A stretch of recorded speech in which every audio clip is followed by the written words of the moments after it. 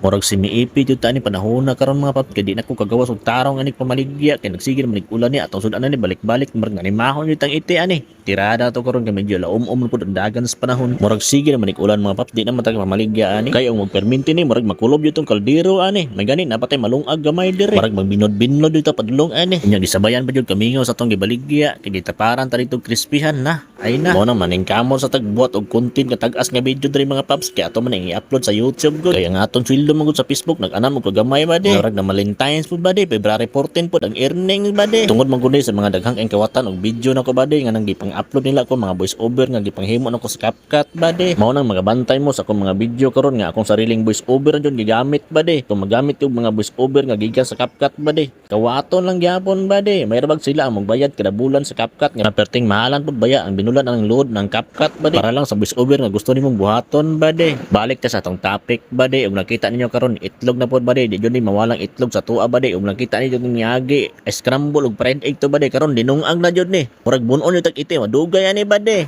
Ana ra mo guna ka simple ng luto ba di. Kay gusto ka mahimong vlogger ba di. Pwede jud na i-share ninyo inyong naibawaan sa social media ba di. Basta dili lang jud ka maulor rin sa social media ba di. Ipakita lang gud nato unsay naa. Dili lang gud tang mapagkaaron nindon. Ipakita lang gud nato kung unsa taga pobrehon. Kay diha mo ka magustuhan sa mga tao ba di. Pero dili tanan pero moay kasagaran. Naunsa naman ni Mitch Pops ang tawagan nahimong ba di namnon ni. Murag madugay mahimo jud ang Bites King ani ba di kay atong content ani luto-luto na ba di. Pero layo ra jud kay sa tinuod na ba diha kay sa Bites King dato man to nya kita.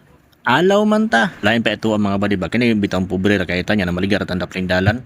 Kani hunungan ta sa tong igagaw ba nya na mali. Pero ilang ba halos di ka tingog igagaw ba di. Kay murag ikaulo nila ilang igagaw na ingana ang estado sa kinabuhi ba di. Pero og dato ka ba di. Ay na, halos proud sila silang kaglingon ba di nga igagaw ko na. Lain pa ito ang mga badi ba. Kani bitang mag-reunion ng mga dato ug mga pobre magsagol ba. Katong luoy kato bitong mga pobre kay himuon lang tig ba. Tigugas, tiglungag, tigipos. Pero kato mga dato, ang mga igagaw ba di? Nagdambir pura ba di? Nagsigig katakanta ba di? Pero ang nakapait lang po diha mga badino kana bitong mga igagaw ni mga hilason.